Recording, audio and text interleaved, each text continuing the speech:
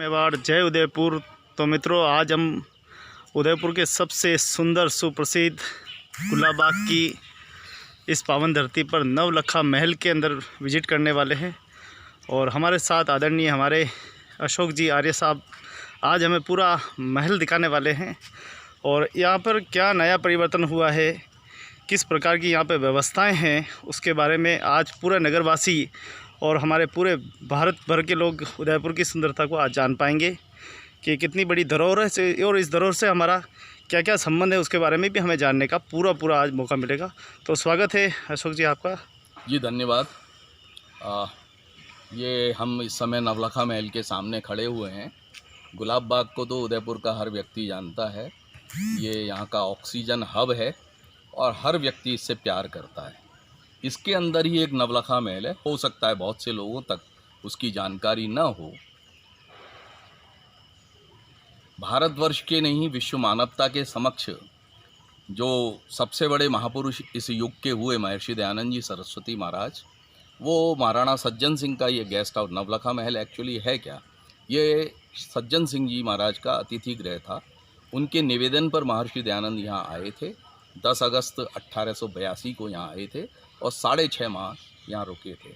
उन्होंने सत्यार्थ प्रकाश की रचना यहाँ की थी। तो यहाँ उस महामनीषी का जो सुप्रसिद्ध ग्रंथ है उसकी रचना हुई। ये यहाँ का महत्व है। उसी को मोनूमेंट के माध्यम से जन जन तक पहुँचाने के लिए हम लगभग 1992 में राजस्थान सरकार ने आर्य समाज को सौंपा था। हम लोग यहाँ लगे हुए हैं। और अगर मैं बहुत संक्षेप में अपनी बात करके कहूँ तो वो ये है कि जो भारत का प्राचीन वैभव है, भारत का प्राचीन बौद्धिक गौरव है, वो आज कहीं ना कहीं जो है हमारे बच्चों को नहीं पढ़ाया जाता और उनकी जानकारी नहीं होती है। दुर्भाग्य से कुछ ऐसी नींव विचारों की पड़ गई है कि ये सारा हमें जो है वेस्टर्न जगत से ही जो कुछ है वो हमें मिला है, हमारी अपनी का इसमें कोई योगदान नहीं है। जबकि बात ऐसी नहीं है। बात यह है कि जो कुछ मिला है पश्चिम को पूर्व से मिला है और हम उन बिंदुओं को यहाँ के यूथ को और समस्त जनता को और आने वाले पर्यटकों को बताने का प्रयास करते हैं। एक हमने यहाँ बहुत सुंदर, मैं अंदर चलूँगा तब आपको बताऊँगा। अभी जो मैं बताना चाहता हूँ वो ये कि सामने नवलखा महल है। जैसा मैंने अभी आपको कहा कि 1992 में मिला था, तो उस समय भी बड़ा जर्जर अवस्था में था। यहाँ एक्साइज डिपार्टमेंट चलता था। तो शराब की बोतलें यहाँ पर जो है वो 2 ट्रक भर के निकली थी। तो आप समझ सकते हैं कि ऐसे पवित्र स्थल का क्या हाल था। सही बात। तो उससे इसको उबारना था। आर्य समाज के दानदाताओं ने इस ओर प्रयास किया और काफ़ी हद तक इसको संभाला, पुष्पित किया, पल्लवित किया। परंतु फिर भी ये जर्जर हो रहा था। तो हमारी प्रार्थना पर यहाँ जो स्मार्ट सिटी की योजना है, परियोजना, उसमें इसको सम्मिलित किया गया और इसके जीर्णोद्धार के क्रम में इस भवन को मजबूती देने के लिए उन्होंने बहुत सुंदर कार्य किया। लगभग 50 लाख रुपए का ये सारा का सारा जो आप देख रहे हैं, साइड में प्लिंथ प्रोटेक्शन वगैरह, छतों का सारा पुनर्निर्माण कहना चाहिए, वो सारा उन्होंने किया और वो आज उनका कार्य लगभग समापन होकर के वो जा चुके हैं। हम क्या चाहते हैं कि अभी भी जो ये बिल्डिंग है ये इतनी सुंदर बने, इतनी आकर्षक बने, इतनी प्रेरक बने साथ में कि यहाँ से गुजरने वाला हर व्यक्ति हठात मजबूर हो जाए कि ये कौन सा भवन है, क्यों ना इसके अंदर जाके देख जाना चाहिए। जब इसकी बाहरी दीवार ही ये मैसेज दे रही है, ये संदेश दे रही है, तो अंदर तो बहुत कुछ होगा। तो हमारी जो प्लानिंग है, बहुत संक्षेप में मैं बताना चाहूँगा कि वेदों का आविर्भाव, वेद जो है मानव सभ्यता के प्रारंभ में परमपिता परमात्मा द्वारा मनुष्य मात्र को दिया गया ज्ञान है, उसका नाम है वेद। ये 4 ऋषियों के ऊपर अवतरित हुआ था, अग्नि, वायु, आदित्य और अंगिरा। ये 4 वेद 4 ऋषियों पर प्रकट हुए थे। तो ये 4 यहाँ के 5 दरवाजे हैं। एक दरवाज़ा तो हम एंट्री के लिए खोलेंगे, बाकी 4 दरवाज़ों पर अग्नि, वायु, आदित्य, अंगिरा ऋषि की स्मृति में उनका वहाँ पर चित्र लगाते हुए उनके अवदान को रेखांकित किया जाएगा। उसके अलावा जैसे वेद में बहुत सारी बातें कही गई। उदाहरण के तौर पे एक मंत्र आता है, द्वा सुपर्णा सयुजा सखाया समानम वृक्षम परिशस्व जाते। इसमें बड़े अच्छे ढंग से बताया है कि एक वृक्ष पे 2 पक्षी बैठे हुए हैं।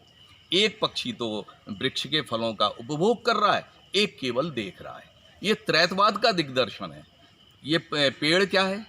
ये प्रकृति है।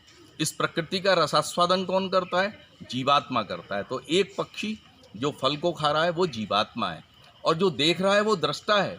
उसको कोई उपभोग करने की आवश्यकता नहीं है, परंतु दूसरे जीवात्मा के जो है जो कर्म करेगा उसका फल जो है परमात्मा देता है। तो ये एक बहुत सुंदर त्रैतवाद का उदाहरण है। ऐसे ही वेद में अन्य मंत्र हैं। हम इस सबको यहाँ पर बहुत ही सुंदर मुराल वर्क में या पत्थर के वर्क में इसको बनाने वाले हैं, और ये अपने बहुत ही, मैं समझता हूँ विश्व भर में एक अद्वितीय ये दीवार, ये वॉल बनने वाली है। ऐसा हमारा यहाँ पर एक मोटिव है। ईश्वर ने चाहा तो बहुत जल्दी पूरा होगा जी। तो अब चलते हैं अंदर, और कुछ अंदर के बारे में भी हम जानने की पूरा प्रयत्न करेंगे। बिल्कुल, आएँ आप। जी जी। तो आज हमें अशोक जी, आर्य साहब पूरा हमें नवलखा महल पूरा विजिट कराएंगे, और अंदर की सारी जितनी भी उपलब्धियां हैं उनके बारे में भी जानकारी अवगत कराएंगे। तो चलें अंदर। ये जब हम यहाँ से प्रवेश करेंगे, जी जी, ये हमारा द्वार हुआ। यहाँ से हमको वेदों का संदेश पहले ही मिल चुका है, ऋषियों का संदेश हमको ऑलरेडी मिल चुका है। हमारी मानसिकता बन चुकी है कि हम एक पवित्र स्थल में जा रहे हैं जहाँ हमें ज्ञान का भंडार मिलने वाला है। तो यहाँ से जब प्रवेश करेंगे तो हम देखते हैं कि यहाँ पर जो है हमारे राइट साइड में एक बुक स्टॉल है। जब दर्शक यहाँ आते हैं तो प्रभावित होकर के यहाँ से वैदिक साहित्य जो है, जो अन्यत्र बड़ा दुर्लभ साहित्य है, वो यहाँ मिलता है। अब हम जो नवीन योजनाएं हैं वहाँ हम ये चाह रहे हैं कि इसको बहुत सुंदर दीवार बना करके जो मैच करेगी हमारे अंदर की और बाहर के, उसको बहुत सुंदर दीवार बनाएंगे। और उस दीवार के आगे बिल्कुल जैसे आधुनिक बुक स्टॉल्स बनते हैं, जैसे आप लोगों ने एयरपोर्ट वगैरह पे देखे होंगे, जो आकर्षित भी करेंगे, उससे यहाँ पर जो है बुक स्टॉल्स का निर्माण कराएंगे। और इधर की तरफ जो प्रवेश द्वार के लेफ्ट साइड है, इस तरफ एक स्वागत कक्ष विकसित किया जाएगा, जहाँ पर वेटिंग के लिए, प्रतीक्षा के लिए जो है लोग बैठ सकते हैं यहाँ पर। और सामने यहाँ पर एक LED होगी भव्य, उसमें सारे सिद्धांत, मानव जाति की विकास की योजनाएं और बहुत सारे न्यास से जुड़े हुए सूचनाएं और कार्यक्रमों की सूचनाएं, वो सब यहाँ दी जाएंगी, लोग बैठ सकेंगे। यहाँ हमने एक RO प्लांट बहुत पहले से लगवा रखा है। पूरे पर्यटकों के लिए निःशुल्क पानी की व्यवस्था यहाँ पहले से ही है, वो जारी रहेगी। इधर ऑफिस है, यहाँ कुछ शोधार्थियों और सन्यासियों के लिए कुछ अतिथि गृह बने हुए हैं, कुछ कक्ष बने हुए हैं। वो जनरल सामान्य लोगों के लिए नहीं है क्योंकि उनकी संख्या भी कम है। इनका भी जीर्णोद्धार अभी जो है वो कराया जाने का प्रयास किया जा रहा है, तो वो हम कराएंगे। ये आप देखेंगे अभी, अगर आप इसको फोकस करेंगे थोड़ा सा, ये जो सेकंड छतरी है, ये आप देखिए, इस पे आपको ऊपर एक ड्राइंग दिख रही होगी। ये अभी स्मार्ट सिटी वालों ने जब इसका कायाकल्प किया तब जाकर के ये निकल के आया। ये हमने कभी इतने वर्षों में देखी नहीं, क्योंकि पुताई के ऊपर पुताई, पुताई के ऊपर पुताई कर दी गई। तो ये अभी इन्होंने इसका वास्तविक जो शिल्प था, जो 150 वर्ष पुराना, उसको उन्होंने उजागर किया है यहाँ पर। तो ये बहुत अच्छा कार्य हुआ, और ऐसा कार्य पीछे भी है, हम आएंगे देखेंगे। तो वास्तव में गुलाबाग की इस धरती पर, मेवाड़ की इस धरती पर, उदयपुर की इस धरती पर नवलखा महल बहुत ही ज़बरदस्त संदेश दे रहा है। और ये हम आदरणीय अशोक जी आर्य साहब के विजिट के दौरान देखने को सुंदर सुंदर जी जी, ये जहाँ हम आए हैं जी जी, उसी का पहले वर्णन कर दूँ। यहाँ पहले ये डोम वगैरह कुछ नहीं हुआ करता था, बिल्कुल एक खुला हुआ चौक था। जब पर्यटक आते थे तो उनके पैर जो हैं वो गर्मी में जलते थे। हम बहुत समय से इसके उपयोग की बात सोच रहे थे। तो यहाँ के जो हमारे स्थानीय विधायक हैं, आदरणीय गुलाब चंद जी कटारिया साहब, उन्होंने डोम बनाने के लिए 10.5 लाख रुपए विधायक निधि से दिए थे। हमने वो जब डोम बना लिया, तो डोम तो सिर्फ लोहे का बना हुआ था। तो जो चीज़ हम चाहते थे कि नवलखा महल का अपना वैशिष्ट्य लिए हुए कुछ इस तरह का दृश्य हो, जो दर्शकों का मन मोह ले, तो उसके लिए फिर हमने और आर्य समाज के दानदाताओं से और लोगों से अपील की। तो वो जो दान आया उसके फलस्वरूप लगभग 40 लाख रुपए में ये यहाँ पर हमने एक थिएटर बनाया है, और ये संस्कार वीथिका इसका नाम है। क्यों है वो मैं आपको निवेदन करने जा रहा हूँ। यहाँ मनुष्य को जीवन निर्माण के लिए वैदिक संस्कृति में, भारतीय संस्कृति में भारतीय मनीषा ने 16 संस्कार बताए हैं। गर्भाधान से लेकर के अंत्येष्टि पर्यंत 16 संस्कार होते हैं। अगर उनका अवलंबन व्यक्ति करे तो उस मनुष्य सच्चे अर्थों में मनुष्य बन सकता है। तो आप देख रहे हैं यहाँ काम चालू है। ये हमारे कलकत्ता बेस्ड, हालांकि अभी दिल्ली में है, श्री पहाड़ी जी, गौरमोहन जी पहाड़ी बहुत अच्छे शिल्पकार हैं। उन्होंने राष्ट्रपति भवन में भी काम किया हुआ है, कई एयरपोर्ट्स में उनके काम है। ये उन्हीं की टीम है, ये कार्य कर रही है। और ये आप देख रहे हैं कि जो केविन साहब को दिख रहे हैं, ये 16 हैं इनकी संख्या, और इनमें 16 संस्कार आएंगे। और संस्कार कैसे होंगे? बिल्कुल जीवंत पुतलों के रूप में वो पूरा संस्कार दिखाया जाएगा, जिस पर ध्वनि और प्रकाश इसका संयोजन करते हुए एक के बाद 16 दिखाए जाएंगे। तो दर्शकों के सामने मान लो ऋषियों का जमाना जैसे वो साक्षात होकर के पुनः सामने आएगा, और ऋषि मनीषा मानो कह रही हो कि हे मेरे पुत्रों, अगर तुम इन संस्कारों का अवलंबन करोगे तो इस तरह के मानव के रूप में आपका विकास होगा कि आज धरती पर जो बहुत सारी समस्याएं हैं वो संभवतः दूर हो सकेंगी। तो इसी क्रम में ये गर्भाधान से लेकर के पूरा ये इस तरह से, तो यहाँ आकर के दर्शक इस तरह से करेगा, बहुत सुंदर ध्वनि का और प्रकाश का संयोजन होगा, तो ये अपने आप में एक संदेश दे सकेगा। यहाँ भी नवलखा की जो आर्च शैली है वो आप ऊपर नीचे जहाँ भी देखेंगे उसको हमने मेंटेन किया।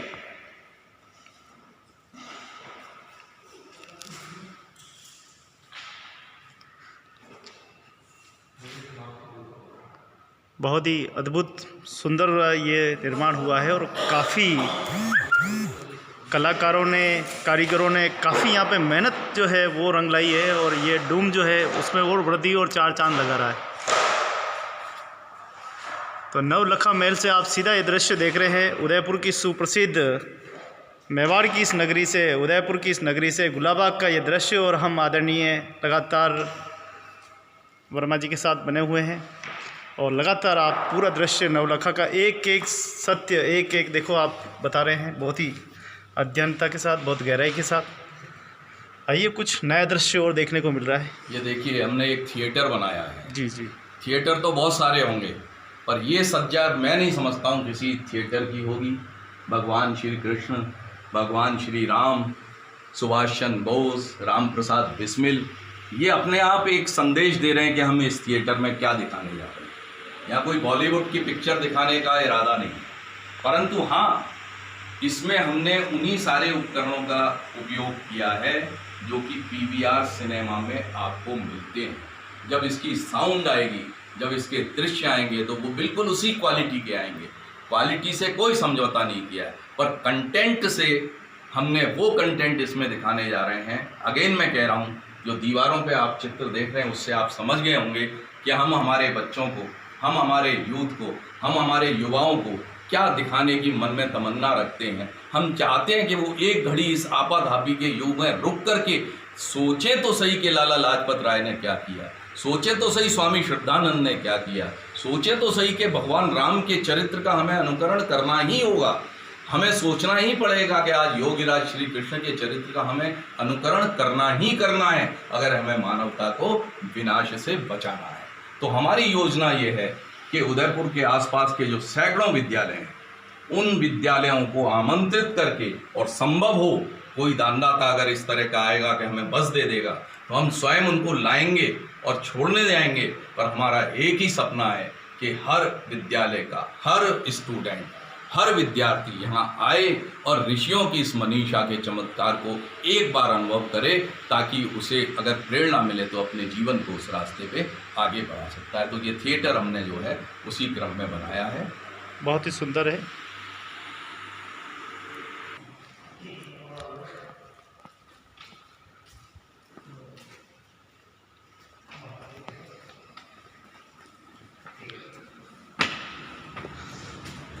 तो यहाँ का सुप्रसिद्ध थिएटर आपने देखा। आइए अब कुछ और एक नई जी आइए आपका स्वागत करते हैं आर्यावर्त चित्र दीर्घ। आर्यावर्त इसका नाम इसलिए रखा है कि हमारे देश का जो प्राचीन नाम था वो आर्यावर्त ही था। भगवान राम के समय में, भगवान कृष्ण के समय में हमारा देश आर्यावर्त ही कहलाता था और हम यहाँ ऋषि परंपरा को जो है जीवंत करने का प्रयास कर रहे हैं, इसलिए इसका नाम हमने आर्यावर्त चित्र दीर्घ रखा है। और इसका प्रारंभ भी हमने वेद रीति से किया है।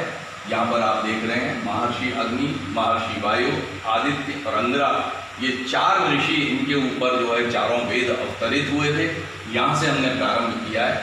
फिर आप एक बीच का चित्र देख रहे हैं, ये ब्रह्मा हैं जिनको चारों ऋषि अपने एक एक वेद का ज्ञान दे रहे हैं। इसीलिए आपने ब्रह्मा जी की जब मूर्ति देखी होगी तो वो चतुर्मुखी होती है। ब्रह्मा जी प्रथम पुरुष थे इस सृष्टि के जिनको चारों वेद एक साथ प्राप्त हुए, इसलिए उनके लोगों ने, कलाकार ने जो है 4 मुंह बना दिए। अन्यथा 4 मुंह एक प्रतीकात्मक है, 4 मुंह, तो क्योंकि वो चारों वेदों के पंडित थे। ये महाराणा सज्जन सिंह जी का उनका महल है, उनके ये आतिथ्य में ऋषि दयानंद जी महाराज रहे थे। तो हमको स्वर्गीय घनश्याम सिंह जी कृष्णावत के सुपुत्र श्री बीरम देव जी कृष्णावत ने ये भेंट किया था चित्र, तो हमने इसको यहाँ पर प्रतिष्ठित किया हुआ है। उसके साथ हम देखेंगे, मैं थोड़ा जल्दी बताऊंगा, बहुत ज़्यादा समय आपका नहीं लूँगा। तो ये सारी ऋषि परंपरा विज्ञान के क्षेत्र में, इतिहास के क्षेत्र में, कौन सा काव्य के क्षेत्र में, साहित्य के क्षेत्र में, कोई ऐसा क्षेत्र बचा नहीं है जिसमें कि भारतीय ऋषियों ने अपना नाम, अपना डंका जो है पूरे विश्व में न बजाया हो। उनके बारे में हमने यहाँ लिखा भी है। तो ये भारत की ऋषि परंपरा है जिसमें वाल्मीकि भी हैं, जिसमें चरक भी हैं, जिसमें सुश्रुत भी हैं। आप ये देख रहे हैं, आज कहते हैं सर्जरी बाहर से आए, Sushruta was the first person who started surgery. तो ये सारी चीज़ यहाँ पर हमने दिखाने का प्रयास किया है। ये फिर वही भारत की ऋषि परंपरा, ये आगे चल रही है, ये कंटिन्यू चला जा रहा है जी। कोई बात नहीं, धीरे धीरे। तो बहुत ही सुंदर हमें दयानंद सरस्वती के इस स्थान पर वास्तव में हर एक वो चीज़ मौजूद है जो आज के युवा को, आज के युग को बदल सकता है। वो सारी चीज़ें यहाँ उपलब्ध है और हम आज आदरणीय अशोक जी के मुख से सारी चीज़ों के बारे में अध्ययन कर रहे हैं, ज्ञान कर रहे हैं और बहुत बहुत धन्यवाद भी देते हैं कि आप हमें बहुत ही सुंदर मार्गदर्शन भी दे रहे हैं। आप ये देखिए जी, हमारा स्वर्ण काल भगवान श्री राम का था, मर्यादा पुरुषोत्तम भगवान श्री रामचंद्र का, वो ये कक्ष हमने उनको समर्पित किया हुआ है। आप देखेंगे बहुत सारी चीज़ें जो हमें बहुत कुछ कह रही हैं। ये जो चित्र है आप देख रहे हैं, क्योंकि चित्र का एक सीमित क्षेत्र होता है इसलिए 4 बच्चे दिखाए हमने, चारों भाई हैं। परंतु जब ये गुरु के यहाँ पढ़ते थे तो जो खान पान इनका था, जैसा रहन सहन इनका था, जैसी सेवा इनको करनी पड़ती थी, वो उसी स्तर की थी जो कि दूसरे विद्यार्थियों की थी। राजा, भारतीय गुरुकुल पद्धति में राजा और रंग के बच्चों में कोई भेद नहीं होता था। ये हम आगे ये देखें, भगवान श्री कृष्ण और सुदामा एक साथ एक गुरु के शिष्य थे और केवल यही नहीं था, वो गरीब थे और वो तो राजकुल के थे और दोनों ही लकड़ी बीनने गए थे। ठीक है, तो ये हमारी परंपरा रही है और यज्ञों के माध्यम से जो हमारे सारे कार्य हुआ करते थे। ऊपर ये पुत्रेष्टि यज्ञ है जो दिखाया है यहाँ पर। और उस समय शासन व्यवस्था क्या थी? बुद्धिजीवी का क्षत्रिय पर राज्य होता था, अनुशासन होता था। ये नहीं था कि जिसकी ताकत उसकी भैंस। आप देखेंगे यहाँ पर एक चित्र दिखाया गया है। यहाँ पर विश्वामित्र जो हैं वो अपने यज्ञ की रक्षा के लिए राक्षस लोग विघ्न पैदा करते थे, इसलिए श्री राम और लक्ष्मण को मांगने के लिए यहाँ आए हैं। तो दशरथ मना कर देते हैं, पर वशिष्ठ कहते हैं कि नहीं, ऋषि अगर उसको मांग रहे हैं तो उसको आपको देना होगा। तो इस प्रकार से राजा के ऊपर भी अंकुश रहता था। बहुत सारी तस्वीरें बहुत सारी चीज कहती हैं, हम संक्षेप में यही कहेंगे। ये एक चित्र है, आप देखिए, वाल्मीकि रामायण का आप अध्ययन करेंगे तो वहाँ बिल्कुल स्पष्ट लिखा हुआ है कि जब शिक्षा पूरी करने के बाद जनक की ओर जब ये लोग जा रहे थे तो रास्ते में एक आश्रम था, उसमें एक देवी इस प्रकार की तपस्या कर रही थी जिनका नाम अहल्या था। वाल्मीकि रामायण उठा करके देखो बंधु, वहाँ लिखा हुआ है कि श्री राम जाकर के उनके चरणों को स्पर्श करते हैं और तब जाकर के उनको एक लोक मान्यता मिलती है और उनका सम्मान जो है चतुर्दिश फैलता है, क्योंकि राम जिसके चरण स्पर्श कर रहे हैं वो देवी कोई महान देवी है। ये तो थी बात, परंतु हमने इसको बीच के काल में बना दिया कि एक पत्थर की अहिल्या थी, उसको चरण स्पर्श किए राम ने और वो जो है एक स्त्री बन गई। ये ऐसा रामायण में कहीं भी नहीं है। तो हम ये भी प्रयास करते हैं कि जो हमारा सत्य इतिहास है, क्योंकि जो बात हम कह रहे हैं पत्थर को ये लगा, इसको तो आप कौन मानेगा। आज के विज्ञान के रूप में सब कहते हैं। इसीलिए मित्रों मैं कहना चाहता हूँ कि सारा का सारा हमारा इतिहास मिथ की पंक्ति में रख दिया गया है कि ये तो केवल कल्पनाएं हैं, ये था ही नहीं। अब बताइए जो हमारा गौरवशाली इतिहास है वो हमारा इतिहास रहा ही नहीं, तो हम किस बात का दावा करेंगे। हम विश्व गुरु का दावा होना किस प्रकार से हमारा स्वीकार होगा। तो हमें आवश्यक है, हम ये भी दिखाने का प्रयत्न करते हैं कि इस प्रकार से जो है जो तथ्य हैं, सत्य हैं, वो लोगों के सामने आए। ये फिर इस तरह से ये सारा आप देखिए। एक बार फिर ध्यान दीजिए, लोग कहते हैं कि स्त्रियों को यज्ञ करने का अधिकार नहीं, यज्ञोपवीत का अधिकार नहीं, पढ़ने का अधिकार नहीं, लिखने। ये तालिबानी मानसिकता हमारे यहाँ नहीं हुआ करती थी। हमारे यहाँ तो प्रारंभ से ही माताओं को पूरा का पूरा जो है वो अग्र स्थान मिला हुआ था। आप यहाँ देख रहे हैं, रामायण पढ़ के देख लीजिएगा, वहाँ लिखा हुआ है जिस समय श्री राम वनवास जाने के लिए आज्ञा लेते हैं माता कौशल्या से, उस समय माता कौशल्या सफ़ेद रेशमी वस्त्रों को धारण करके यज्ञ कर रही होती है, अग्निहोत्र कर रही होती है। तो इस तरीके से ये सारा क्रम चलता है। जो रामायण के जो बड़े सुंदर प्रकरण हैं, जो एक को दूसरे से जोड़ने में काम आते हैं, और आज अगर हम उनका, आप देख रहे हैं भाई भाई में विवाद है, बेटे बाप बेटे में विवाद है, मुकदमे चल रहे हैं, संपत्ति के लिए मुकदमे चल रहे हैं। अगर हम राम के चरित्र का थोड़ा सा भी अनुकरण करें तो ये सारी चीज़ें जो हैं वो दूर हो सकती हैं। यहाँ देखिए आप, ये वीरवर हनुमान हैं, प्रतिदिन संध्या करते थे, ये रामायण में लिखा हुआ मिलता है।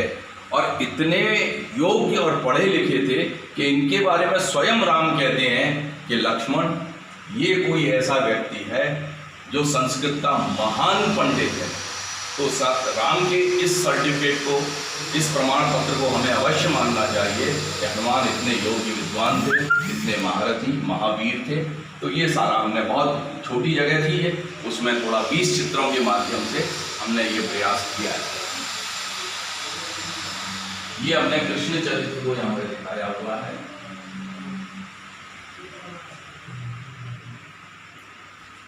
यहाँ श्री कृष्ण का जन्म, इसमें कुछ चित्र भी बाकी हैं जो बनवाने हैं अभी, परंतु जो कुछ दिखाया है इसमें देखेंगे श्री कृष्ण भगवान के सारे वो संस्कार अभी मैं जो करके आया हूँ, वो सारे संस्कार इनके हुए थे। आप महाभारत विष्णु पुराण उठा करके देखिए, वहाँ सब मिलते हैं। तो ये हमने थोड़ा यहाँ दिखाया है। ये बचपन के कुछ वो हैं। ये फिर महाभारत के प्रसंग आ गए हैं कि उस तरीके से अर्जुन जो है, महाभारत अर्जुन का इनका मिलाप जो है महाभारत में पहली बार यहीं पर होता है। तो ये कुंती और वो है द्रौपदी से विवाह करके लाए थे। तो ये सारा इस तरीके से, ये भी एक महाभारत का अद्भुत चरित्र है। भीष्म का जो शांति पर्व है उसमें आप देखेंगे कि उनके जो उपदेश हैं वो कालातीत उपदेश हैं, वो आज भी उतने ही प्रासंगिक हैं। और महाभारत का अंत क्या, भगवान न करे हमारे देश को अगर सबसे बड़ा धक्का कभी लगा था, हम विश्वगुरु के रास्ते से पतित हुए थे, वो महाभारत की वजह से हुए थे। क्यों? क्योंकि महाभारत में वेद विरुद्ध कर्मों को अपना लिया गया था, वरना द्यूत न होता। क्योंकि वेद कहता है जुआ मत खेलो, स्पष्ट कहता है जुआ मत खेलो, परंतु युधिष्ठिर भी उसमें फंसे, दुर्योधन की चाल थी, महाभारत हुआ, उसका नतीजा ये हुआ कि लगभग सारे वीर पुरुष ज्ञानी ध्यानी सब समाप्त हो गए।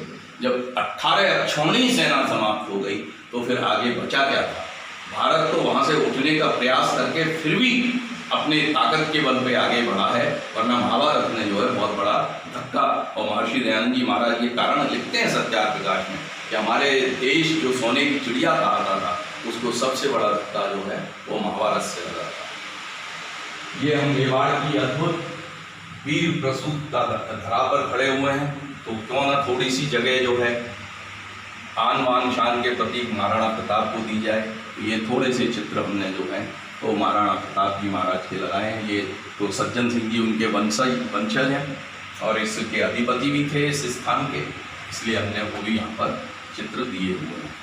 ये सारा जो है भामाशाह जिस समय मेवाड़ पे प्रताप जो है उस समय ये हो गए थे, तो जब ये धन नहीं है हमारे पास, इदम राष्ट्राय इदम नमम कह के भामाशाह ने अपनी सारी संपत्ति जो है वो दान करी।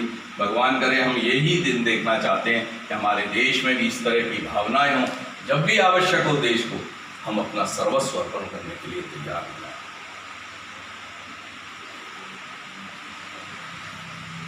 ये पूरी की पूरी दीवार हमने आर्य समाज के जो संत हुए हैं, महात्मा हुए हैं, उनको अर्पित की है और उनके वर्णन सारे यहाँ लिखे हुए। स्वामी सर्वदानंद जी महाराज हैं, भवानी लाल सन्यासी, इनके कामों का वर्णन करेंगे तो पन्ने के पन्ने उलटते चले जाएंगे।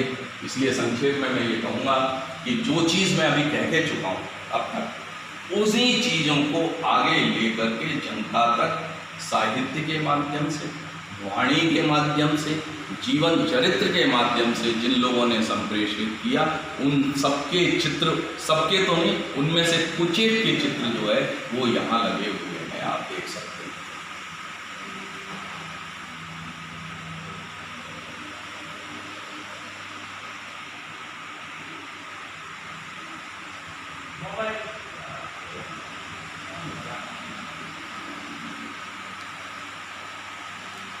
बहुत ही सुंदर और अद्भुत नवलखा महल का ये दृश्य है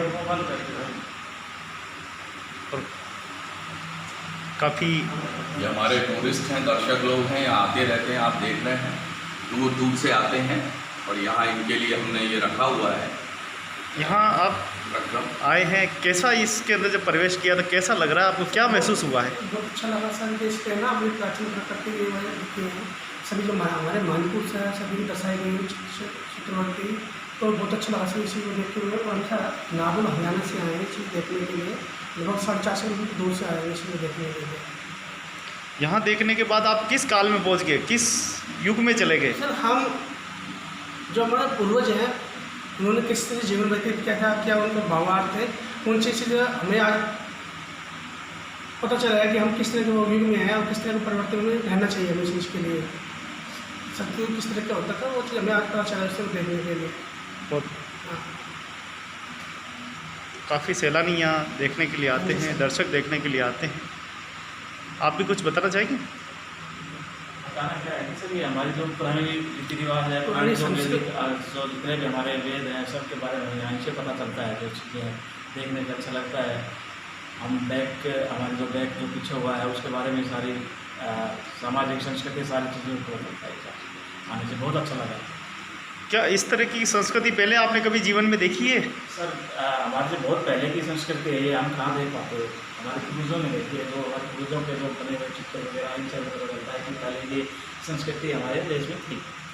आज के बच्चों को पाठ नहीं पढ़ाया जाता है, तो क्या आपको लगता है कि यहाँ लाना चाहिए, विजिट करना चाहिए? बिल्कुल लेके आने चाहिए। उनको पता चलेगा कि हमारे पूर्वजों की ऐसी संस्कृति थी, हमारे पूर्वज ऐसे रहते थे। ये हमारे वेद वगैरह, वेद है, ऋग्वेद है, यजुर्वेद है, सामवेद है, अथर्ववेद है, इनके बारे में सभी इनसे पता चलता है। बहुत बहुत धन्यवाद, बहुत बहुत शुक्रिया। उदयपुर के नवलखा हिंदी में लिखें, आपको ये वीडियो मिल जाएगा, ठीक है ना? उदयपुर का गुलाबा का नवलखा महल। जी, फिर एक बार हम चलते हैं आदरणीय हमारे अशोक जी के पास, जो सुंदर सुंदर बातें हमको बता रहे थे इस नवलखा महल की। लाखों उपलब्धियों के बारे में बता रहे, एक नहीं। और हमें बहुत अवसर मिला है कि आप हमारे YouTube चैनल पे आए और पूरी दुनिया को दिखा रहे हैं, आप पूरे संसार को दिखा रहे हैं कि गुलाबाग की इस मेवाड़ की धरती पर नवलखा महल कितना बड़ा किरदार निभा रहा है। और यहाँ के संत, महात्मा, ऋषि, मुनि, हमारे मेवाड़ के राजा महाराजा, उन्हें सभी का किरदार, और इसके साथ साथ गीता का वर्णन, रामायण का वर्णन, कितने ही चीज़ें आज हमें देखने को मिली है और आप YouTube चैनल पे देख रहे हैं। बहुत बहुत धन्यवाद। आइए फिर एक बार चलते हैं अशोक जी के पास। हम भारत की उन क्रांतिकारी सपूतों के मध्य में खड़े हुए हैं जिनकी वजह से आज हम स्वतंत्र हवा में श्वास ले रहे हैं। बड़े दुख की बात है कि आज मैं जब देखता हूँ, मैं किसी तरह का मेरे मन में पूर्वाग्रह नहीं है, पर किसी स्नेह तालिका का अगर कोई चित्र फेसबुक पे आता है तो शाम तक उस पर लाखों जो हैं वो लाइक्स हो जाते हैं, परंतु इस क्रांतिकारियों के क्रम में ऐसे ऐसे नाम हैं जिनके नाम तक लोग नहीं जानते। बताइए, आज बीना दास का नाम कौन जानता है? आज बाजा बरुआ का नाम कौन जानता है? जिस 14 साल के बच्चे ने अंग्रेजों से गोली खा ली, परंतु उनको क्रांतिकारियों का पता नहीं बताया, वो 14 साल का बच्चा, आज हम कंपेयर करें आज के 14 साल के बच्चे से, कहाँ से उसके मन में वो महान देशभक्ति पैदा हुई होगी। मैं नमन करता हूँ जब भी इस कक्ष के मध्य में खर्च, ये तो कुछ नाम है, मैं अभी आपको बताऊंगा। हम पूरे 365 ऐसे संग्रह कर रहे हैं, बाहर बताऊंगा भारत गौरव के नाम से, जब निकलूंगा यहाँ से तो आपको बताऊंगा। ये कुछ महान क्रांतिकारियों के दिग्दर्शन हमने यहाँ किए हैं। आज हमको ऐसे ही नहीं मिल गया, दे दी हमें आज़ादी बिना खड़क बिना ढाल, साबरमती के संत तूने कर दिया कमाल। ठीक है, महान पुरुष थे, व्यापक करने में आंदोलन तो उनका बहुत बड़ा हाथ था, इससे इनकार नहीं किया जा सकता, परंतु लाखों लाख लोगों ने अपने जीवन की आहुति दी है, अपने शीश कटाए हैं, तब जाकर के हमको ये आज़ादी मिली है। तो हम यहाँ उनको नमन करते हैं, उनका जीवन परिचय सब लिखा हुआ है। यहाँ पर कुछ एक ही आ सकते थे, इसलिए हमने कुछ दिए हैं प्रतिनिधि के तौर पे।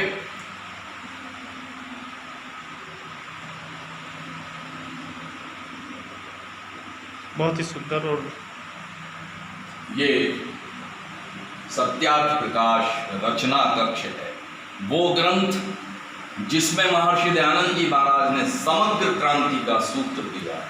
हम क्या करें, क्या नहीं करें, क्या सत्य है, क्या असत्य है, कैसे रहना चाहिए, कैसे हमारा वैयक्तिक जीवन उन्नत हो, कैसे हमारा पारिवारिक जीवन उन्नत हो, कैसे हमारा राष्ट्रीय जीवन उन्नत हो और कैसे वैश्विक जीवन उन्नत हो, वो सारे के सारे सूत्र जिस ग्रंथ में मिलते हैं उसका नाम है सत्यार्थ प्रकाश। और वो सत्यार्थ प्रकाश की रचना जो है इस कक्ष में बैठ करके जब 6.5 महीने यहाँ पर रुके थे महर्षि दयानंद जी महाराज, उन्होंने की थी, तो हम लोगों ने बहुत सोचा कि इस कक्ष में क्या करें। तो हमने एक, आप देखेंगे प्रतीक के रूप में ये 14 मंजिल है, 14 मंजिला ये सत्यार्थ प्रकाश, 14 खंडी है ये सत्यार्थ प्रकाश यहाँ बनाया है, क्योंकि सत्यार्थ प्रकाश में 14 समुल्लास है, 14 अध्याय, और यहाँ पर 112 जो प्रमुख शिक्षाएं हैं वो हमने दी हैं। ये घूमता हुआ सत्यार्थ प्रकाश स्तंभ है और ये लोगों को बता रहा है कि चरई वेदी अच्छे वैदिक मार्ग को अपनाने के लिए आप चलते रहिए, ये प्रेरणा देने के लिए हमने यहाँ इसको बनाया।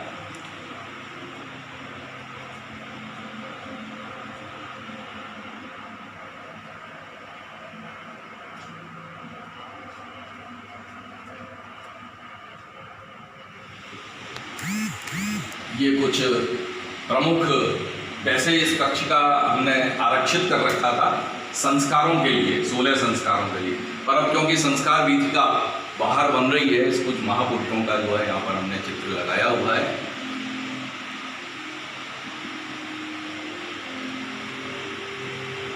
यहाँ ये सत्यार्थ प्रकाश चित्रमाला है।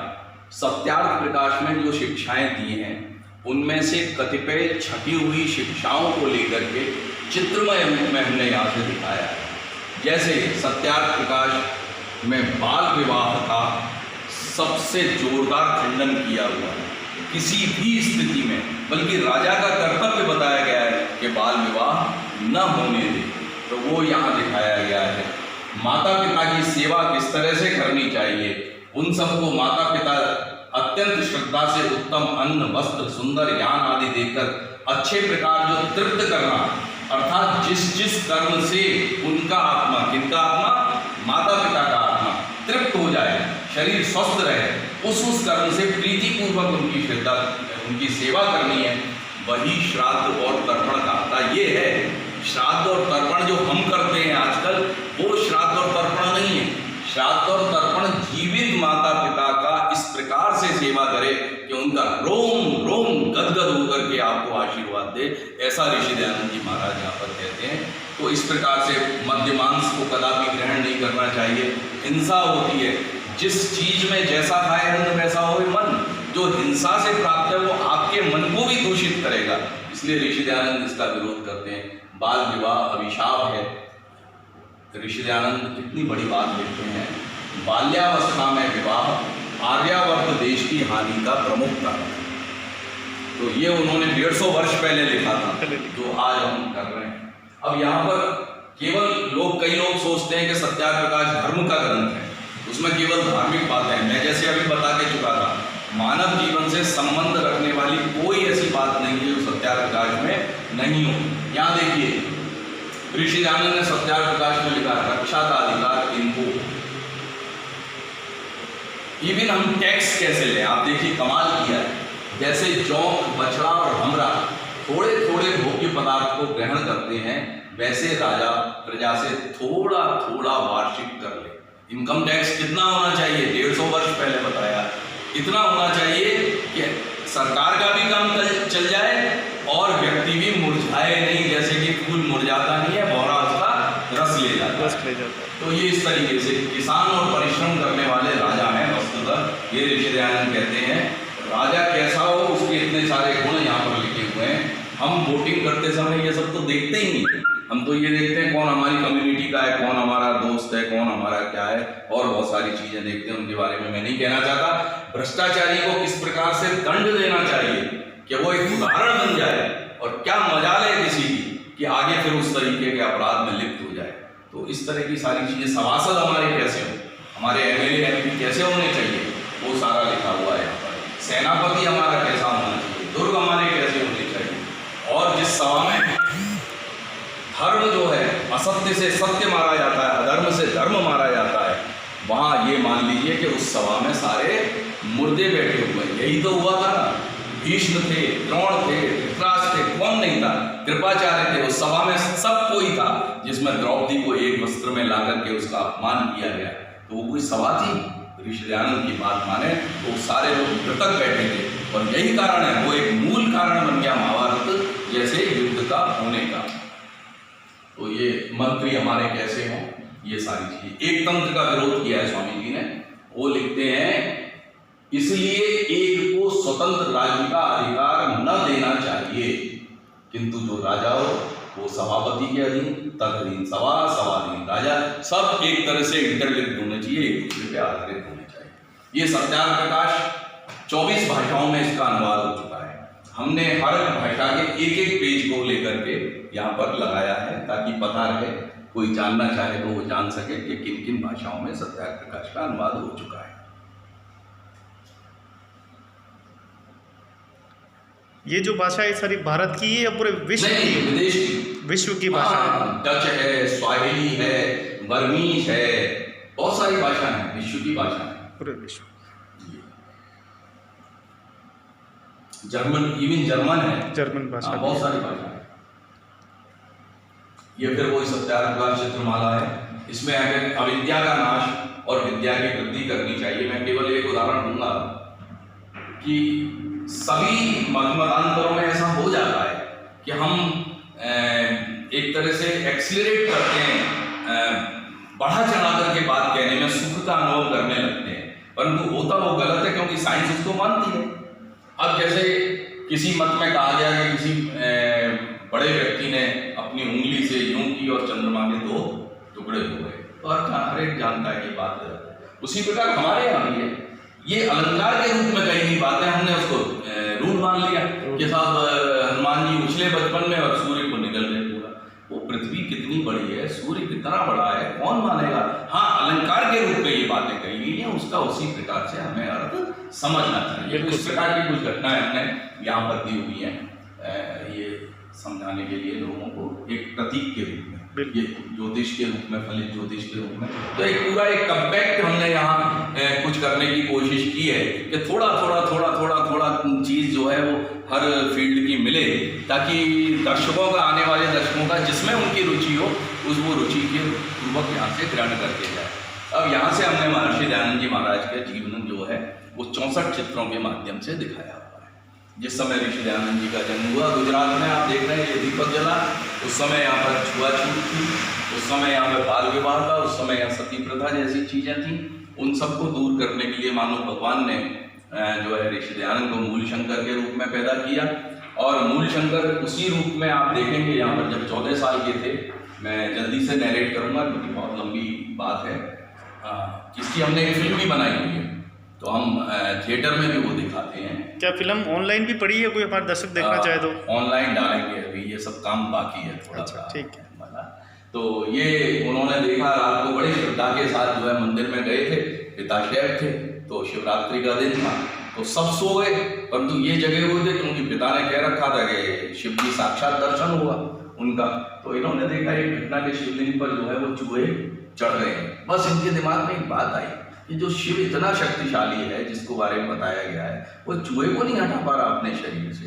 बाल मन था परंतु प्रबुद्ध मन था। जैसे भगवान बुद्ध के मन में कभी ये सारी चीजें आई थी कि मृत्यु क्या है, ये बुढ़ापा क्या है, ये सब, तो एक वैराग्य उनके मन में आया था। ऐसा ही महर्षि दयानंद के मन में जो इस तरह के विचार आए, तो उसी समय पिताजी उत्तर नहीं दे पाए, पुजारी जी उत्तर नहीं दे पाए, देते क्या उत्तर। तो वहां से फिर इन्होंने एक प्रतिज्ञा की कि अगर ये नकली शिव है, शिव का प्रतीक है, तो मैं तो असली शिव को प्राप्त करूंगा।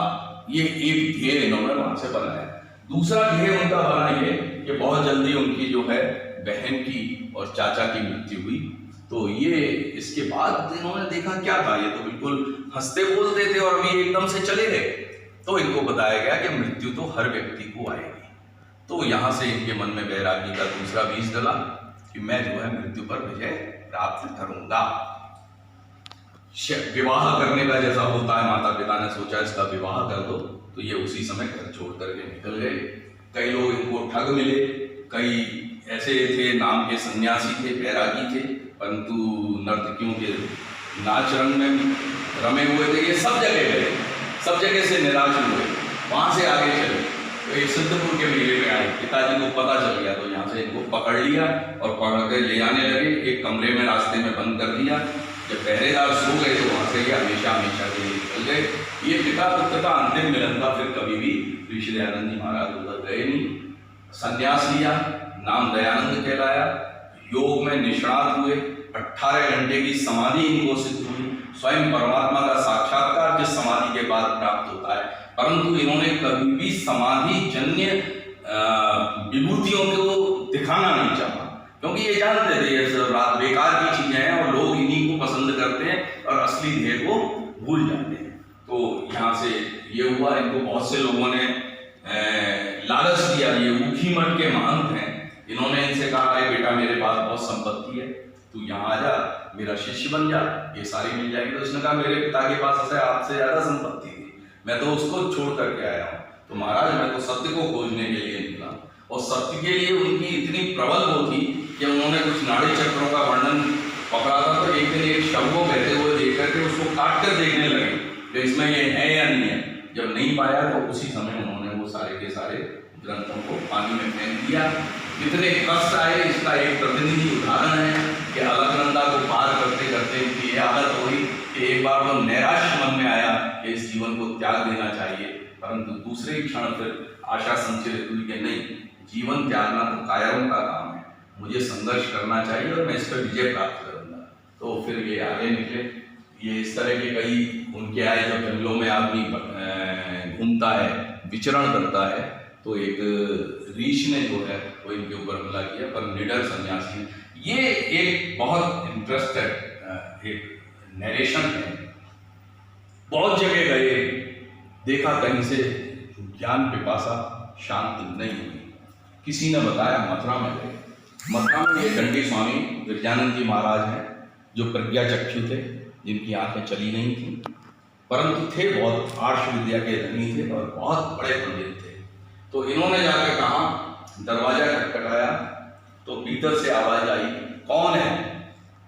तो ऋषि दयानंद ने उत्तर दिया, मैं यही तो जानने आया हूं कि मैं कौन हूं। बस गुरु ने समझ लिया कि आज तेरे दरवाजे पे सच्चा शिष्य उपस्थित हो गया है। उन्होंने बहुत सारे प्रतिबंध थे क्योंकि ये सन्यासी थे, परंतु फिर भी इनको वहां रहने की इजाजत मिली और इन्होंने आगे वहां से शिक्षा ग्रहण करी। अब हम आगे कंटिन्यू करेंगे। बिल्कुल, बहुत ही अच्छी और ज्ञानवीन जानकारी हमें प्राप्त हुई है। तो सभी दर्शकों से निवेदन है कि देखते रहें यूट्यूब चैनल।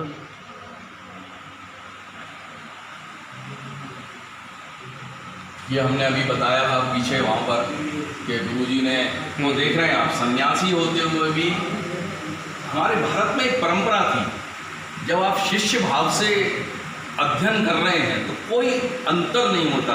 आप सन्यासी हैं, आप गृहस्थ हैं, आप राजा के कुल के हैं, आप रंग के कुल के। आप यहाँ देख रहे हैं झाड़ू लगाने का काम स्वामी दयानंद जी करते थे, मटके से पानी लाने का काम स्वामी दयानंद करते थे। और उसमें भी देखिए एक दिन क्या उन्होंने झाड़ू लगा करके इकट्ठा कर दिया खुदा, और उसमें देखे कोई पात्र ला करके इस कचरे को बाहर फेंकूंगा।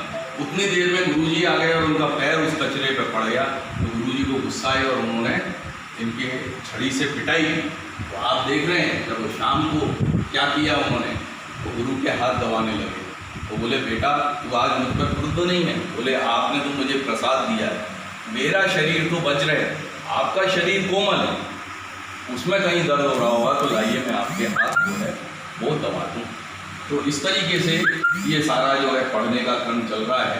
और यहाँ देखिए आप, अंत में सन्यासी था, इनके पास तो कुछ था नहीं, तो सोचा गुरु दक्षिणा में कुछ तो देना चाहिए, तो कहीं से मांग करके लौंग ले आए थोड़ी सी और बोले गुरुजी ये स्वीकार करिए, मेरे पास और कुछ तो है नहीं।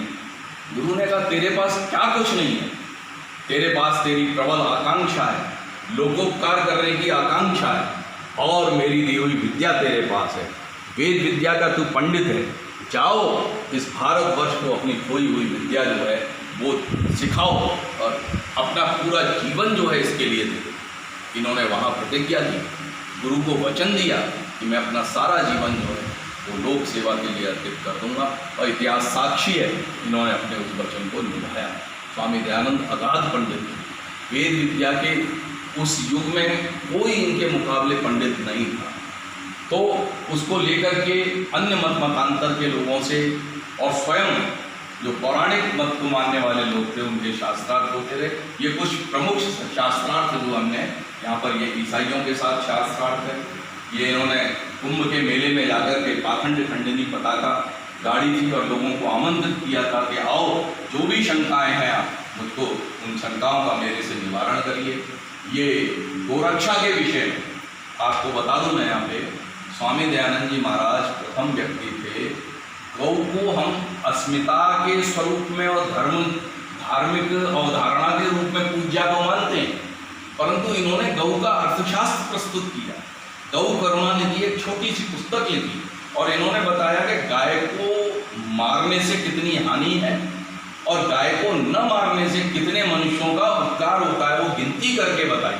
और उस आधार पर इन्होंने अंग्रेजों को कहा कि आप विक्टोरिया महारानी को लिखो कि गौ रक्षा होनी चाहिए, गौवध तुरंत बंद होना चाहिए। इसके लिए इन्होंने बहुत प्रयास किया था। फिर बहुत सारे शास्त्रार्थ का है।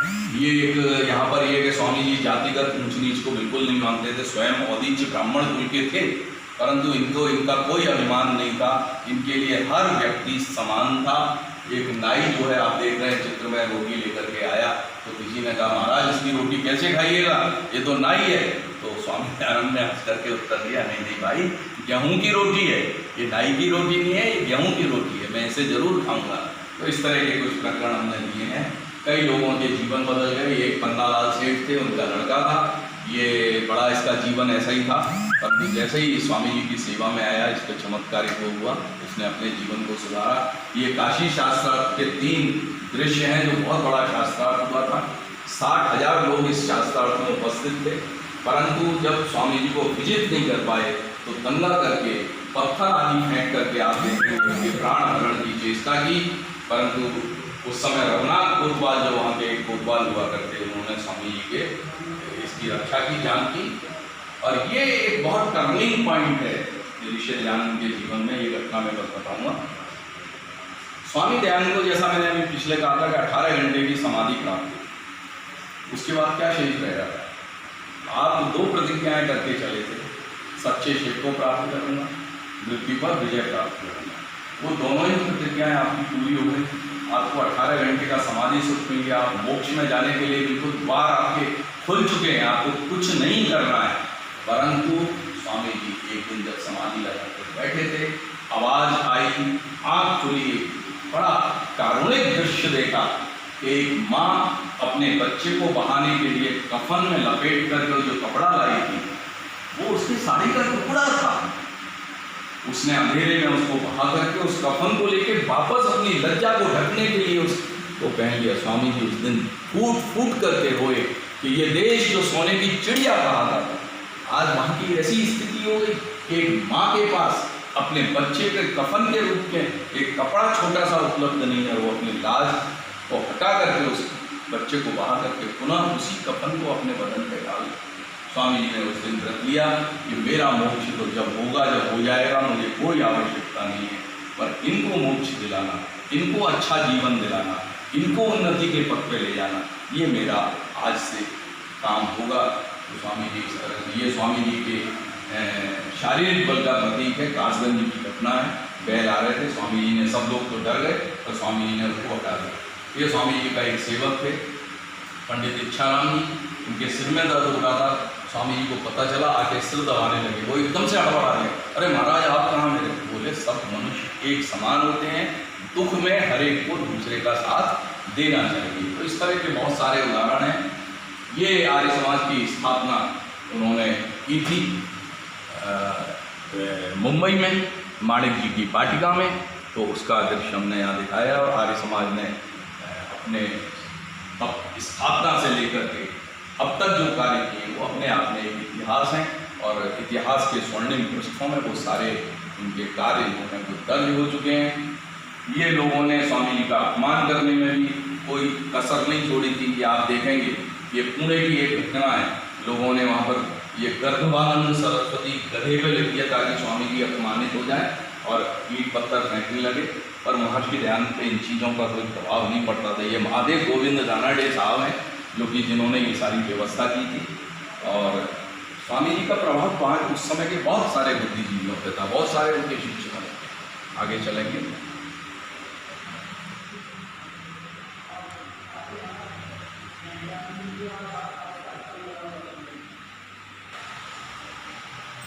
ये आप देखिए महर्षि दयानंद जी महाराज का एक मत था कि जिस तरह से विभाजन लोगों में हो गया है, कोई किसी मत को मान रहा है, कोई किसी मत को मान रहा है, वो गलत है। सच्चाई तो एक है ना, तो क्यों ना मिल बैठ करके सब एक सच्चाई को कर लेते हैं। तो उन्होंने जिस समय विक्टोरिया आई थी, दिल्ली में दरबार लगा था, तो वहाँ ये दिल्ली में पहुँच गए और इन्होंने जो है समस्त धर्माचार्यों को, मताचार्यों को आमंत्रित किया कि आइए मिलकर के बैठिए। ये अपने तरीके का पहला धर्म सम्मेलन था, परंतु इसमें ज़्यादा लोग आए नहीं, कुछ लोग आए थे, उनसे विचार विनिमय हुआ। ये उसी तरह के शास्त्रार्थ का दृष्ट है।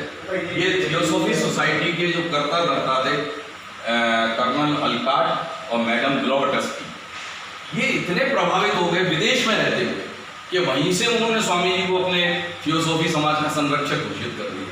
स्वामी जी ने भी कहा कोई बात नहीं है, यहाँ आए, मिले स्वामी जी से, सब कुछ हुआ, परंतु धीरे धीरे स्वामी जी को पता चला कि ये ठीक है, बातें तो वेद की और बातें तो सिद्धांतों की करते हैं, पर कार्यकलाप में कहीं ना कहीं ये जो है ऑकल्ट साइंसेज को और इस तरह की चीज़ों को करते हैं। तो इन्होंने धीरे से थियोसॉफिकल सोसाइटी से अपना, क्योंकि इनको कोई अध्यक्ष बनाने, विश्व अध्यक्ष बना दिया, वो मोह तो कभी था ही नहीं, तो इन्होंने अपने आप को दूर कर लिया। ये नारियों को पढ़ाने के क्रम में पंडिता रमाबाई को स्वामी जी ने बुला करके पढ़ाया था। बहुत से लोग सोचते हैं आर्य समाज जो है वो मंदिरों के अब विरोधी है, तो ये बड़ा एक प्रकरण है जिसको समझने की कोशिश करनी चाहिए। एक मंदिर था, रास्ता बन रहा था, ऐसी ही सोच वाले एक व्यक्ति ने स्वामी जी को कहा कलेक्टर आपका चेला है, अगर आप कहें तो सड़क बनाने के बहाने इस मंदिर को भी जो है वो हटा देगा। तो स्वामी जी ने क्या कहा, वो सुनने लायक बात है। वो कहते हैं कि मैं तो मनुष्यों के, हमारा काम मनुष्यों के मन मंदिरों से मूर्तियाँ निकालना है, न कि ईंट पत्थरों के बने देवालयों को तोड़ना। क्योंकि उनका उद्देश्य था कि जब हम किसी व्यक्ति की पूजा करते हैं तो उसका अर्थ ये है कि उसके जो सच्चरित्र है उसको अपने अंदर हम ढालने का प्रयास करें। ये पंडित दिलीपराव जी अजमेर में मिलने आए थे, एक घटना हुई, चित्तौड़ की घटना है। स्वामी जी जा रहे थे, नीचे से जगा लिया, किसी ने कहा आपने मंदिर को कर दिया, तो उनका नहीं, ये बच्ची खेल रही है, मैंने मातृशक्ति को नमन किया है। तो इस तरह के बहुत सारे ये उदयपुर के दृश्य हैं। अब ये चलते चलते जो यहाँ पर आकर के महाराणा सज्जन सिंह जी हैं, श्री श्री दयानंद जी महाराज बैठे। महाराणा सज्जन सिंह जी रोज पढ़ने आते थे, रोज स्वामी जी से पढ़ने आते थे। ये एक विशेष बात। यहाँ ये बड़ा अच्छा सा वो वर्णन है इसका। एक बार महाराणा सज्जन सिंह जी ने कहा है इनको कि महाराज एक काम करो, ये तो मैं जानता हूँ कि आप मूर्ति पूजा नहीं करोगे, आप एक काम करिए बस खंडन छोड़ दीजिए, और ये जो एक हमारा जो सारा का सारा साम्राज्य है इसके जो अधीश्वर हैं वो एकलिंगी महादेव है, और आपका उनको महंत बना दूंगा मैं। तो स्वामी जी हंस के कहने लगे कि तेरे राज्य को तो मैं एक दौड़ लगाऊंगा और पार कर दूंगा, और परम पिता परमात्मा के साम्राज्य को असत्य बोल के मैं कैसे पार करूंगा। तो सज्जन सिंह जी बोले महाराज मैं तो माफ़ करें मेरे को, मैंने केवल परीक्षा लेने के लिए ये बात कही थी। तो ये इंटरेस्टिंग है। ये सत्यार्थ प्रकाश का लेखन चल रहा है, यहाँ पंडित भीमसेन जी लिख रहे हैं, स्वामी जी बोल रहे हैं।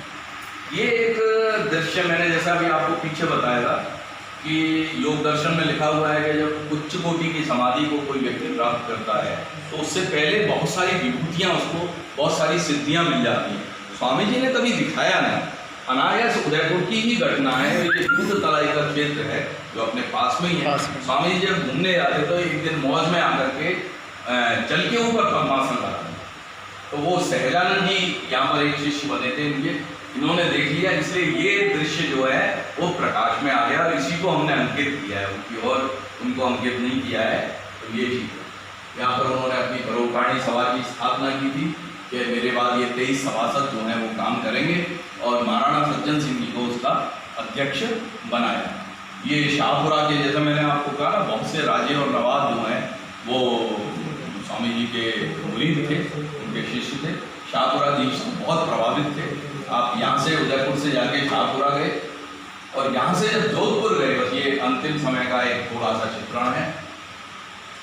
59 वर्ष की अवस्था में महर्षि दयानंद जी का देहावसान हो गया, क्योंकि षड्यंत्र पूर्वक उनको जहर दिया गया। जहर देने के बाद उनको उचित चिकित्सा नहीं होने दी। इस षड्यंत्र में बहुत से लोग शामिल थे। जोधपुर में ये शुरुआत हुई। जोधपुर नरेश जो है, ये नंदी जान भक्तन वेश्या है, ये नाच गाने करती थी, महाराजा इस पे फिदा थे। स्वामी जी पहुंच गए। स्वामी जी ने कहा तुम शेर होकर के राजन कुतिया का साथ देते।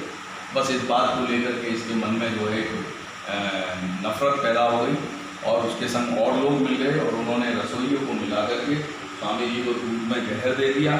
स्वामी जी को रात को जब पता चला, इससे पहले भी कई बार जहर दिए गए थे, पर स्वामी जी को पता चल जाता था, यौन क्रिया कर करके वो योग क्रिया करके निकाल देते थे। परंतु अब भी ऐसा नहीं हो पाया। स्वामी जी को दिख गया कि अब मेरा अंत निकट आ रहा है, पर उन्होंने फिर भी रसोइयों को पैसे दे करके भगा दिया कि अगर तू यहाँ रहा तो ये लोग तुझे मार देंगे, इसलिए तू यहाँ से चला जा। ये अद्भुत क्षमादान का दृश्य है। ये यहाँ पर एक अली मर्दान खान जो है डॉक्टर हुआ करता था, वो चिकित्सा के बहाने और जैसे स्लो पॉइजन होता है ना, उस तरह से देता रहा। स्वामी जी की दशा बिगड़ती गई, और अजमेर में आकर के अंततोगत हुआ। दीपावली के दिन आपने अपने प्राण त्याग कर दिए कि ईश्वर तेरी इच्छा पूर्ण हो, अच्छी तैने लीला की, ऐसा करके अपनी प्राणों को त्याग दिया। तो ये संक्षिप्त हमने आपको पूरा इस आर्यावर्त चित्र दीर्घा के बारे में, जो विभिन्न इसके आयाम हैं, विभिन्न सोपान हैं, वो बताने का प्रयास किया। यहाँ इस प्रकार से हमारे जो पर्यटक भाई हैं ये आते रहते हैं, और हम आशा यही करते हैं इस सब के माध्यम से कि थोड़ा कुछ ये ले जाने का प्रयास करते होंगे, इसलिए सारा। तो बहुत ही अच्छा अशोक जी आर्य साहब ने बताया है। आइए हम युवाओं से बात करते हैं कि यहाँ आपने विजिट किया है, तो यहाँ आकर आपको कैसा लगा, किस काल में पहुँच गए आप? जैसे ये पुरानी बातें हैं, जिसमें यहाँ पर हमारे बहुत अच्छा लगा। बहुत चीज़ें पहले स्वामी दयानंद सरस्वती जिन्होंने सत्यार्थ प्रकाश रचना की थी, उनके बारे में कुछ जानकारी मिला। जैसे हमारे गुरु जी ने बताया कि यहाँ पहले की जो बातें हैं, जो यहाँ पर उदयपुर छापरा वाले सभी ने बताया, वो सब कुछ ठीक है। और यहाँ ज़्यादा से ज़्यादा आज युवा भटक रहा है, आज युवा को पता नहीं किस दिशा में जाना है। क्या वो एक बार यहाँ आएंगे तो क्या लग रहा है आपको, क्या मिलेगा उनको यहाँ? उनको बहुत कुछ मिल सकता है अपने भविष्य को सुधारने के लिए, यहाँ आने के लिए, यहाँ आने से। तो देखें आप, नवलखा महल में आपको लाखों यहाँ पर प्रेरणाएँ मिलेगी। हमारे संत महात्मा महर्षि देव हर एक भागीदारी यहाँ पे है, और सबसे बड़ी बात है कि दयानंद सरस्वती महाऋषि जी के बारे में यहाँ पूरा हमें वर्णन हमारे आदरणीय अशोक जी साहब द्वारा बताया गया है। बाहर की मैं और बताना चाह रहा था, मैंने क्रांतिकारियों का आपको कक्ष दिखाया था। मैं जब इस पर काम कर रहा था तो मुझे लगा कि कैलेंडर की हर बदलती तिथि और उसके अंदर एक क्रांतिकारी का चेहरा जो है, एक ऐसे निर्माता का चेहरा जो भारत के निर्माण में भागीदारी की, वो वहाँ उपस्थित है, परंतु वो तारीखों में ही कहीं गुम है। तो हम वहाँ से निकाल करके 365 ऐसे महापुरुषों के चित्र और उनका जीवन परिचय यहाँ एलईडी के माध्यम से बाहर संस्कार गीतिका में एक बड़ी भव्य बड़ी एलईडी लगा करके उसमें उनका चित्र भी होगा। जैसे मैंने आपको कहा, बाजा बरुआ को कौन जानता है, बीना दास को कौन जानता है, शांति घोष को कौन जानता है। इन सारे गुमनाम महानायकों को, जिनके की प्रति भारत के हर व्यक्ति को, हर नौजवान को कृतज्ञ होना चाहिए कि आज उनके बलिदान की वजह से हम स्वतंत्र हवा में श्वास ले रहे हैं। तो हम कम से कम इस रूप में अपनी श्रद्धांजलि देना चाहते हैं कि 365 दिन के लिए 365 ऐसे महापुरुषों के और विदुषियों के चित्रों को हम लगाएंगे और वो तारीखों के अनुसार बदलते जाएंगे उनके चित्र। और इस प्रकार से जब यहाँ पर आएगा, रोज एक नए जीवन चरित्र को अपने साथ। और इसका नाम हमने रखा है भारत गौरव। भारत गौरव के नाम से एक एलईडी यहाँ लगाने वाला। तो मित्रों, आपने देखा नवलखा महल के अंदर कितना हर प्रकार का संदेश आपको मिल रहा है। और ये बहुत ही अद्भुत कलाकारी यहाँ पर नवलखा महल में है, जो उदयपुर के सुंदरता में वृद्धि करती है। और गुलाबबाग के अंदर ही ये नवलखा महल मौजूद है। यहाँ पर ज़रूर आएँ, यहाँ पर हमारे महापुरुषों के दर्शन करें। बहुत ही अद्भुत और सुंदर दृश्य है। आइए अब चलते हैं अशोक जी साहब के ऑफिस में।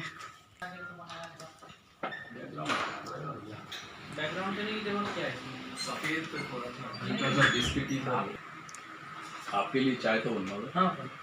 तो ये पूरा आपने विजिट किया नवलखा महल, हर एक ग्रंथ, हर एक वेद के बारे में जानकारी की। और अंत में हम पहुँचे आदरणीय अशोक जी आर्य साहब के ऑफिस में। और अंतिम बात उदयपुर नगरवासियों के लिए, देश के लोगों के लिए आप क्या अपील करना चाहेंगे कि वो आए, यहाँ देखें? देखिए, ये जो संस्थान है, इसको देखने का जो मेरा दायित्व है, उसमें जितनी भी मेरी शक्ति है, क्षमता है, जितनी सोच है, उसके मुताबिक हम लोग यहाँ डेवलप कर रहे हैं, विकसित कर रहे हैं। इसमें सभी को अगर अच्छा लगे, आप इस सारे को देख कर के यूट्यूब या जो अपने सोशल मीडिया है उसके माध्यम से देखें और आपको लगे कि आपके शहर के एक कोने में कुछ अच्छा कार्य हो रहा है। देखिए, पर्यटन के नाम पे बहुत सारी चीज़ें मैं उनका स्वागत करता हूँ। जब पिछोला और फतेह सागर की जो अटखेलियाँ करते लहरें हैं, वो बहुत अच्छी लगती हैं, नो डाउट। परंतु मैं सोचता हूँ कि सिटी ऑफ लेक्स में कुछ ऐसी जगह भी विकसित हों, पर्यटन के साथ साथ प्रेरणा का भी स्रोत बने। उस दृष्टि से नवलखा महल आपके लिए समर्पित है। और मैं तो केवल ये अपील करता हूँ, क्योंकि हमारे पास संसाधन उतने हैं नहीं। आज मार्केटिंग के बड़े बड़े तरीके आ गए हैं और उस पर प्रचुर धन भी व्यय करना पड़ता है। हम नहीं कर पाते, इसलिए बहुत कुछ करके भी हम एक अनजाने स्थिति में खड़े हुए हैं। तो मैं तो भाई जी का बहुत धन्यवाद करता हुआ, आपने ये जो प्रयास किया, इसके माध्यम से बहुत सारे लोगों तक हमारी बात पहुंचेगी। मैं यही अपील करना चाहूँगा कि जिस भी दृष्टि से आप जुड़ना चाहें, सहयोग करना चाहें, आप मिलें, आएँ, देखें और आपको अच्छा लगे तो औरों को भी दिखाएं, बच्चों को लाएं, परिवार सहित आएं, क्योंकि यहाँ पूरे परिवार के निर्माण की सामग्री है। मनुष्य के अंदर उदात्त नैतिक मूल्यों का किस प्रकार से स्थापन हो सकता है, उस सब की सामग्री है।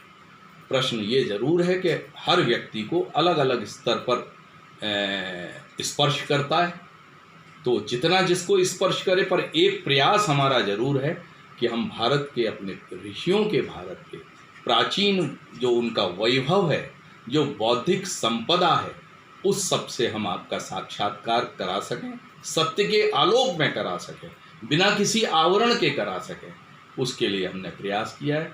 आप सबको आमंत्रण देना चाहता हूँ मैं, आप आएँ, इसमें सहभागी बने, खुद देखें, अन्यों को दिखाएं। इसी के साथ मैं अपनी बात को समाप्त करता हूँ। बहुत बहुत धन्यवाद सभी धन्यवाद को। धन्यवाद सर।